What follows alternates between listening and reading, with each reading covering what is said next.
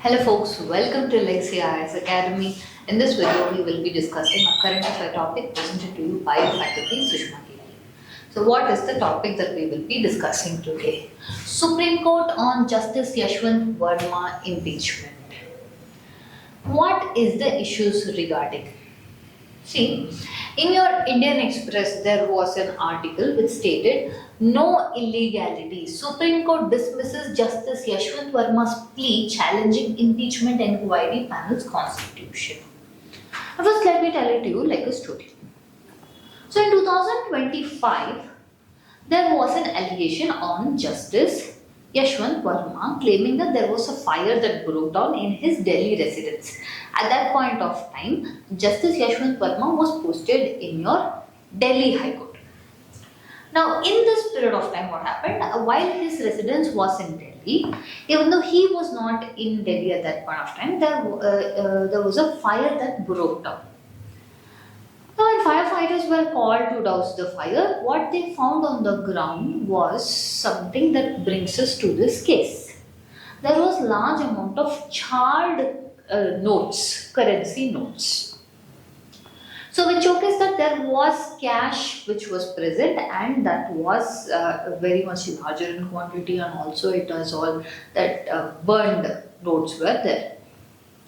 Now, based on this, there was a particular look into the issue where your Supreme Court at that point of time, Supreme Court Collegium, had looked upon the issue. There was an in-house inquiry committee which was formed, which held that there was some semblance of certain things as to what the fire department has given the news as to notes were found.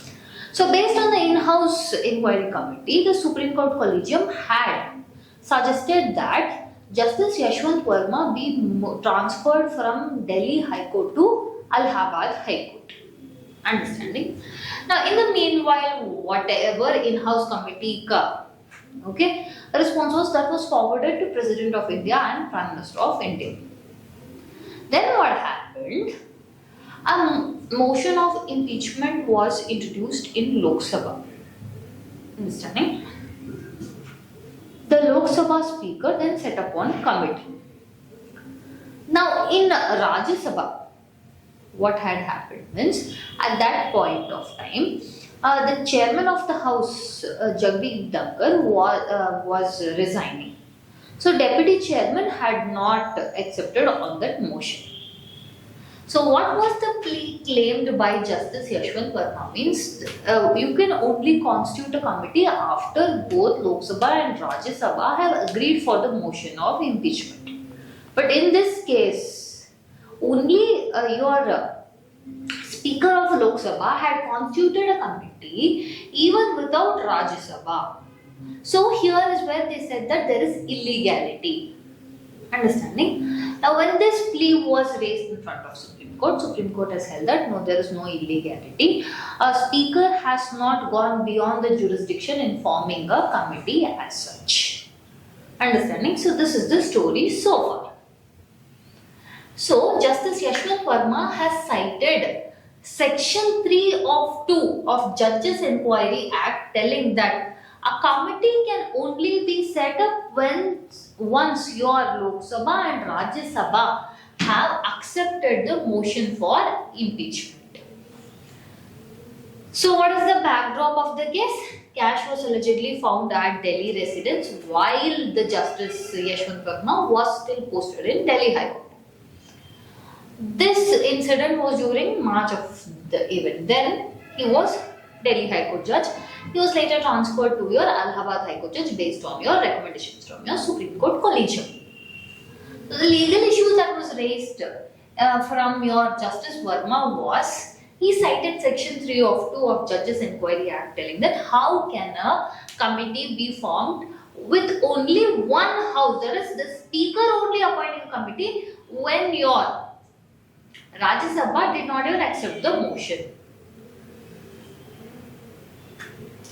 In this case, Supreme Court, with the benches comprising of Justice Deepankar Datta and Justice S.C. Sharma, held that no legality in committee formation was witnessed. Speaker acted within the powers and no judicial interference is required in this particular case, which meant that the judge was not entitled for any relief against this committee.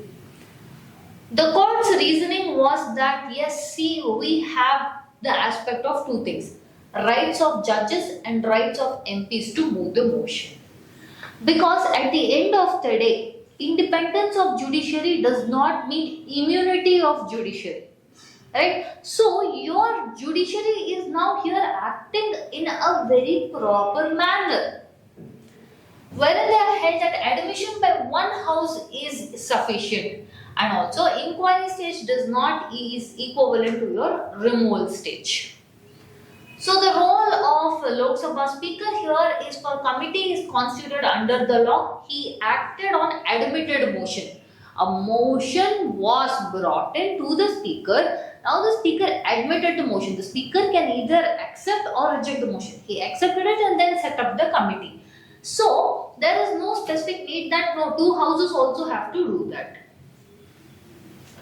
Again, look at this one particular topic. I told you in the beginning itself, when there was allegations of cash involved, the in-house committee was being set up. When an in-house committee was set up, your Justice Varma had again raised a petition claiming that how can they constitute on this. The concept of the in-house committee was 3-member in-house panel was formed. They found prima facie credibility, yes, there was charge notes found.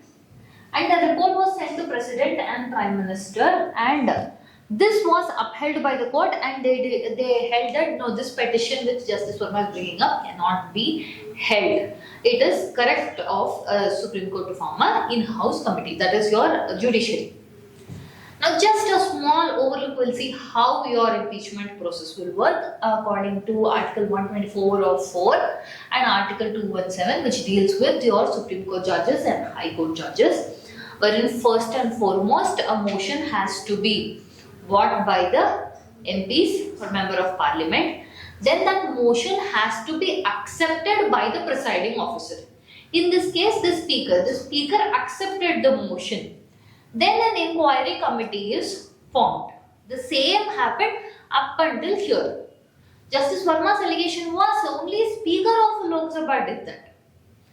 And then what happens, they submit the report to Parliament, and after that a special majority is required. And standing for removal from both houses. Now what does this case signify? Importance of checks and balances, and because of judiciary acting, okay, in here when your judiciary Supreme Court held that no, there is no place for relief here, it is acting with a sense of limited judicial interference. So which again strengthens and reinforces your system of checks and balances. This strengthens parliamentary oversight and also protects institutional integrity when we tell that your judicial independence is not an immunity. Okay? So this is to showcase that no one is above the law.